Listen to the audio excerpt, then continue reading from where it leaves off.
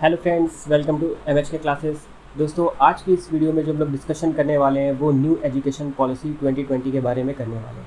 और आज की जो इस वीडियो में हम लोग डिस्कशन करेंगे वो न्यू एजुकेशन पॉलिसी 2020 की फीचर्स के बारे में ही करेंगे और इन की फीचर्स का हमारे स्टूडेंट पर क्या इम्पैक्ट पड़ेगा और उनमें क्या चेंजेस आएंगे, इस बारे में हम लोग आज इस वीडियो में देखने वाले हैं। तो चलिए स्टार्ट करते हैं इस न्यू एजुकेशन पॉलिसी के बारे में।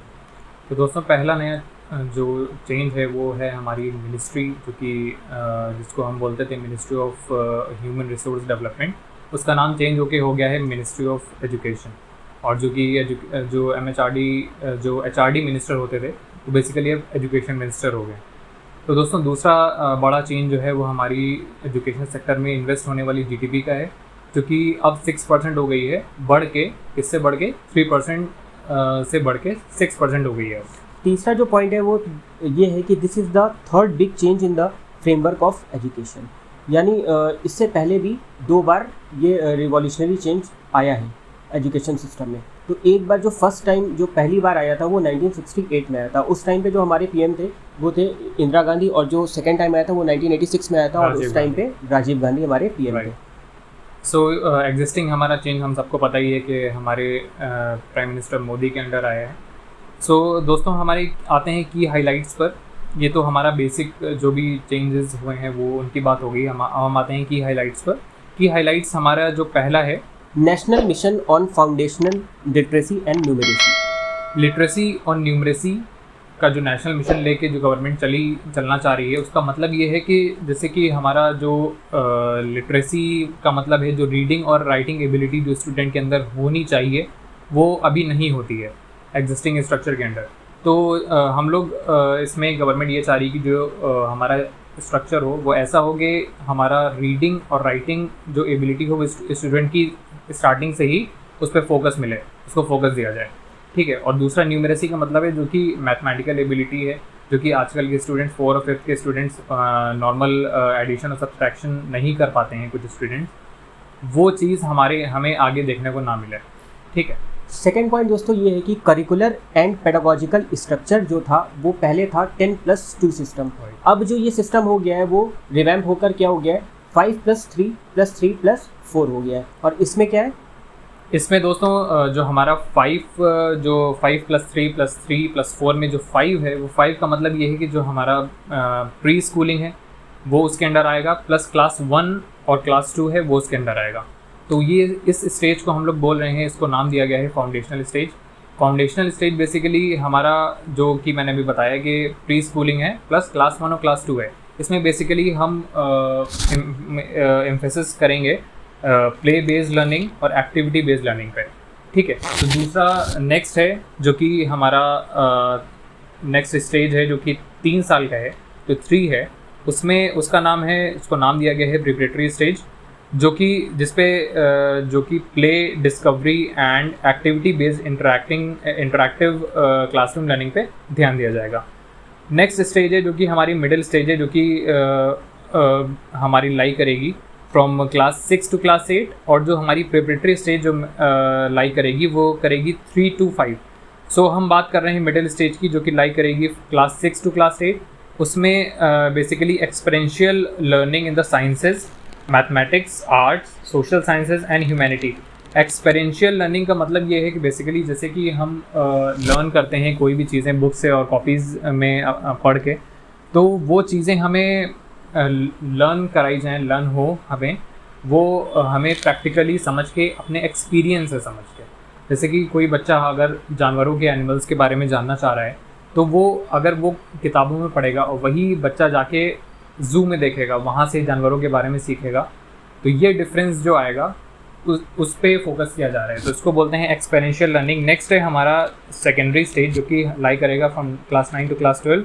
उसमें multidisciplinary study, greater critical thinking में फोकस किया जाएगा, flexibility and greater choice of subjects. So basically यहाँ पे हम आते हैं नेक्स्ट जो कि हमारा टॉपिक है वो है no rigid separation between art and science, between curricular and extra curricular activities, between vocational and academic streams. तो दोस्तों, बेसिकली जैसे कि मैंने अभी बात करी कि सेकेंडरी स्टेज 9 टू क्लास 12 तक है। तो वहाँ पे हमें क्या है, अभी हम लोग एग्जिस्टिंग स्टेज में क्या करते हैं कि हम लोग किसी भी एक फील्ड में चले जाते हैं, जो कि हमारी अभी सिर्फ 3 ही फील्ड हैं। कोई बच्चा या तो कॉमर्स में जा सकता है, या तो ह्यूमैनिटीज़ में जा सकता है, या फिर साइंस में जा सकता है। जो कि बहुत ठीक नहीं था अभी तक, लोगों को, बहुत सारे लोगों को एक्सेप्टेबल नहीं था। ऐसे यार हम लोग सोचते हैं कि हम लोग के टाइम पे ऐसा हुआ तो कितना अच्छा होता। बहुत अच्छा होता। और अभी जो आगे के बच्चे ये सब जिनको ये करने को मिलेगा, मैं उनसे जेलस फील कर रहा हूँ अभी से। मैं भी। तो मैं एक्सप्लेन करता हूँ कि ये है क्या। मान लिए आपको पसंद है इकोनॉमिक्स, और आपको पसंद है केमिस्ट्री, और आपको पसंद है कोई भी एक कॉमर्स का सब्जेक्ट, तो ये आप लोग एक साथ पढ़ सकते हैं। अब एक साथ एक ही क्लास में ये सारे सब्जेक्ट्स चूज़ किए जा सकते हैं। अब पहले ये होता था कि जैसे आपको कोई पर्टिकुलर सब्जेक्ट पसंद है, जैसे आपने ले लिया, जैसे आप फिजिक्स केमिस्ट्री के साथ अगर आप मैथ्स लेते थे, और कहीं कहीं पे होता था कि आप फिजिक्स केमिस्ट्री के साथ आप बायो ले रहे हैं, तो कहीं ना कहीं ये चीज़ अब खत्म हो गई है। तो हम लोग फिजिक्स केमिस्ट्री के साथ आप पॉलिटिकल साइंस भी पढ़ सकते हैं, फिजिक्स केमिस्ट्री के साथ इकोनॉमिक्स भी पढ़ सकते हैं। ऐसा हो गया यार, बहुत अच्छा सिस्टम हो गया है अब तो। This is going to be revolutionary. तो दोस्तों बढ़ते हैं हम लोग अपने नेक्स्ट पॉइंट की तरफ। जो नेक्स्ट पॉइंट है हमारा वो है changes in 10th and 12th board examination. तो बताओ इसके बारे में ज़रा कुछ। बेसिकली जो चेंजेस हैं वो 10th और 12th एग्जामिनेशन, उसका मतलब ये है कि जो इतना ज़्यादा फोकस जो एग्ज़ाम्स थे ये सब, कि जो 10th के बोर्ड्स और 12th के बोर्ड्स बहुत ज़्यादा फोकस्ड थे, कि स्टूडेंट्स जो थे वो बहुत ज़्यादा स्ट्रेस हो जाते थे एग्जाम के पहले। मतलब एक पैटर्न बनाया जाता था उसमें कि मतलब उसी पैटर्न पर लोग बच्चे क्या करते थे कि रट लेते थे और रट के एग्जाम देते थे। तो अब क्या हुआ है कि तो जो कल्चर हमारा चले आ रहा है कि जो मेमोराइज करना है, हर चीज़ रट लेना है, उसके बाद जाके एग्जाम्स में लिखाना है, तो ये बहुत ज़्यादा स्ट्रेसफुल कंडीशंस बना देती थी स्टूडेंट्स के दिमाग में। वो अब इसको चेंज करके जो एग्जाम्स होंगे वो कॉन्सेप्ट बेस्ड होंगे, मतलब reduction in the curriculum to core concepts. या तो जितने भी कोर कॉन्सेप्ट्स हैं उसके बेसिस पे सारे एग्जाम्स होंगे। जो रटने वाला सिस्टम है वो बेसिकली हटा दिया गया, खत्म हो गया। तो दोस्तों बढ़ते हैं हम अपने नेक्स्ट पॉइंट की तरफ। जो नेक्स्ट पॉइंट है हमारा वो है vocational integration from class 6 onwards, और इसके साथ साथ क्लास 6 से कोडिंग भी सिखाई जाएगी, कंप्यूटर कोडिंग। तो दोस्तों वोकेशनल इंटीग्रेशन क्या होता है, आइए जानते हैं।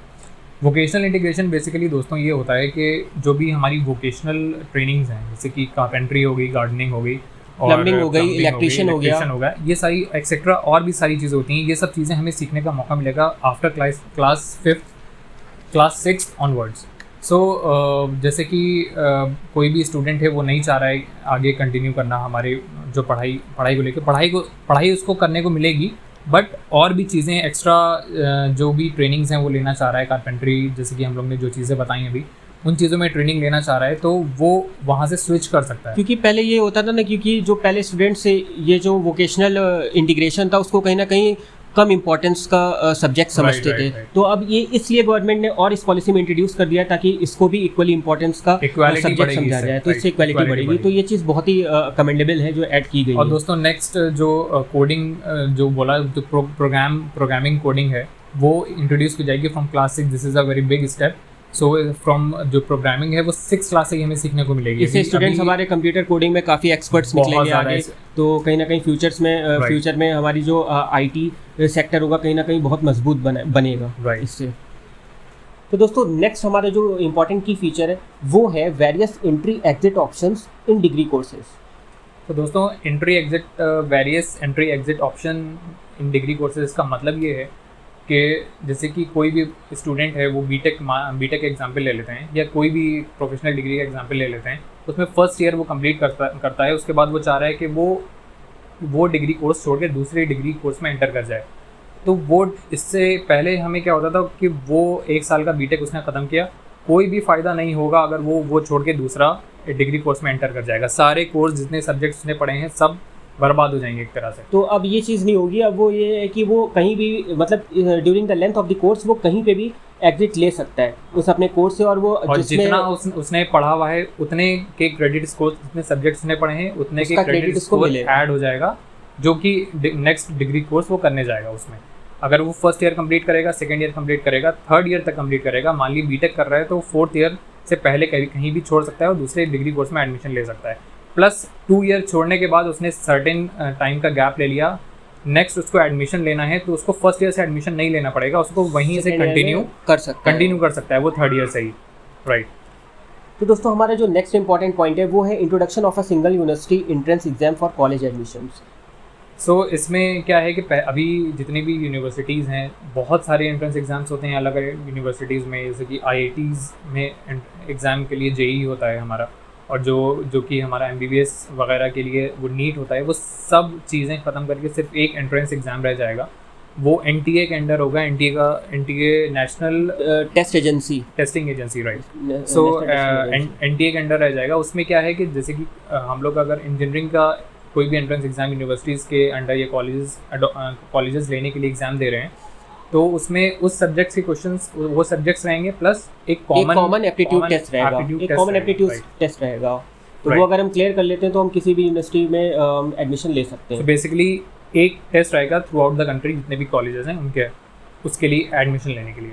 तो दोस्तों बढ़ते हैं अपने नेक्स्ट पॉइंट की तरफ। नेक्स्ट पॉइंट है हमारा कि top 100 global universities will be invited to set up campuses in India. Right. So जितनी भी हमारी ग्लोबल यूनिवर्सिटीज़ हैं, जितनी भी हमारी वेस्टर्न यूनिवर्सिटीज़ हैं जो बहुत नाम है जिनका, वो हमारे इंडिया में आके अपना कैंपसेस मतलब जो टॉप 100 रैंक है वो यहाँ पे उनको इनवाइट किया जाएगा। बहुत बड़ी चीज़ है। इससे ये होगा कि उनका स्टैंडर्ड कुछ और होगा, और जब वो यहाँ पर आएंगे और सेटअप अपना कैंपस करेंगे यहाँ पे, तो इससे जो कॉम्पिटिटिवनेस है वो बढ़ जाएगी, बहुत बढ़ जाएगी। क्योंकि हमारी जो एग्जिस्टिंग यूनिवर्सिटीज़ हैं यहाँ पे, वो उनसे मैच करना चाहेंगी, उस वजह से वो उनका स्टैंडर्ड बहुत ज़्यादा हाई है। तो हम लोग जब उनसे मैच करने की कोशिश करेंगे तो हमारे स्टैंडर्ड ऑब्वियसली हाई हो जाएगा। राइट। तो दोस्तों हमारा जो नेक्स्ट पॉइंट है वो है टीचर एलिजिबिलिटी क्राइटेरिया। तो दोस्तों इसमें यहाँ पे टीचर के पास 4 साल का इंटीग्रेटेड B.Ed का कोर्स होना ज़रूरी है। राइट। बढ़ते हैं अपने नेक्स्ट पॉइंट की तरफ। तो दोस्तों ये एक लास्ट पॉइंट है आज का हमारा, जो कि हमने जितने भी फीचर्स हमने जो गवर्नमेंट की तरफ से ड्राफ्ट उनकी वेबसाइट पे है, उनको हमने पढ़ के समराइज़ करके जो कि हमने पॉइंट निकाले, ये उसका लास्ट पॉइंट है। लास्ट पॉइंट ये है कि जो भी स्कूल्स हैं वो अपने रीजनल और लोकल लैंग्वेजेस में स्टूडेंट को इंस्ट्रक्ट कर पाएंगे। टीचर्स अपने स्टूडेंट्स को क्लास 5 तक अपने रीजनल या लोकल लैंग्वेज में इंस्ट्रक्ट कर पाएंगे। जैसे कि हमारा उत्तर प्रदेश हिंदी में यहाँ पे क्लास 5 तक इंस्ट्रक्ट कर सकते हैं। कंपलसरी नहीं है, बट गवर्नमेंट की तरफ से सजेशन है, राइट। तो फ्रेंड्स यहाँ पर ख़त्म होता है हमारा न्यू एजुकेशन पॉलिसी के की पॉइंट्स, सारी की फीचर्स यहाँ पे ख़त्म होते हैं। तो दोस्तों अगर आपको ये वीडियो पसंद आया हो, अगर आपको ऐसा लगा हो कि हम लोग ने यहाँ पे समराइज़ करके आपको अच्छी तरीके से न्यू एजुकेशन पॉलिसी समझाई है, तो दोस्तों इस वीडियो को लाइक करना नहीं भूलिएगा। और दोस्तों जितना से ज़्यादा हो सके इसको शेयर करिए, दूसरों तक पहुँचाइए, क्योंकि ये है बहुत इंपॉर्टेंट पॉलिसी है जो कि सबके लिए जानना बहुत ज़रूरी है। तो मिलते हैं दोस्तों अपनी नेक्स्ट वीडियो में, तब तक के धन्यवाद।